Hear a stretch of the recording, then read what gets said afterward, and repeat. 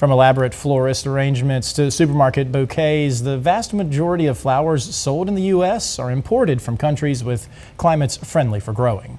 Now those imports face tariffs. Karen Kaifa has a look at what consumers should know before they order for Mother's Day. Hey, Karen. Hey there, Courtney and Alex. Mother's Day, you've got June weddings, graduations, proms. Florists are very busy at this time of year, and unlike other retailers, they couldn't exactly stockpile their items in warehouses ahead of tariffs, so some were getting creative to keep up.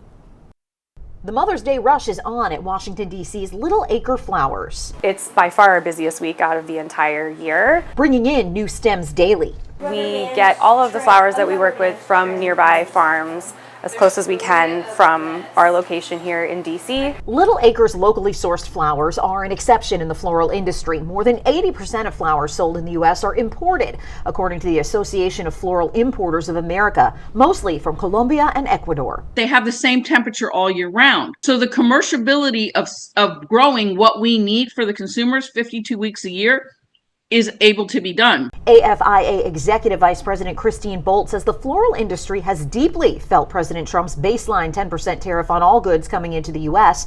because of frequent fragile imports. It is perishable. It comes when it comes, and we gotta move it as fast as possible. The extra cost will be a burden to some florists and may be passed on to consumers. But Kate Penn of the Society of American Florists says florists weathered supply chain challenges prompted by the COVID-19 pandemic and have a certain creative resilience. What our industry really did was they got much better at planning in advance. They really leaned into their supplier relationships because that's so important in times like this. And even though her shop's flowers are grown close to home, Little Acres owner Amber Flack says tariffs could catch up with her business too.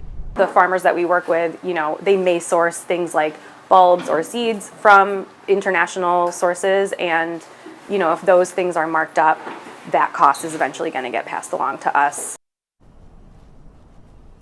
And the Society of American Florists says if you're shopping for flowers this Mother's Day or for a big event this spring, make sure you reach out to a florist early. That will give them some time to help you consider your options and also help you talk through some things if you're on a budget. Alex and Courtney? Some good tips there. Thanks, Karen. And why does the floral industry lean so much into imports, and could they grow at the same scale here in the U.S.?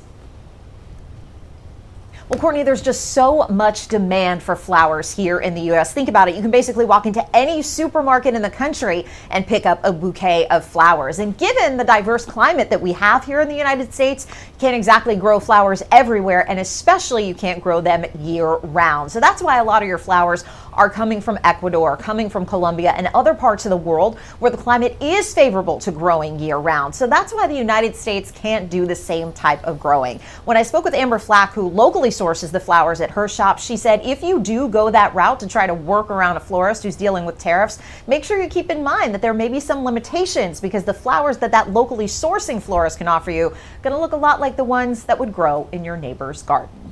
Well, either way, Karen, we got to take care of Mom this weekend. We thank you for that report.